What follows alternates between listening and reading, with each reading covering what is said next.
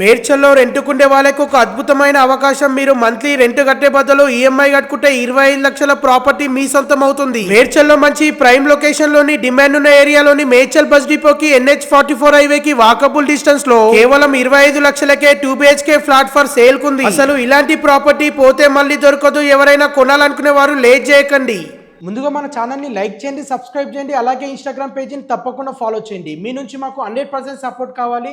మీరు ఇచ్చే like, subscribe, follow ద్వారా మేము మరిన్ని మంచి ప్రాపర్టీస్ తీసుకురావడం జరుగుతుంది. కాబట్టి తప్పకుండా ఫాలో చేయడం మర్చిపోకండి.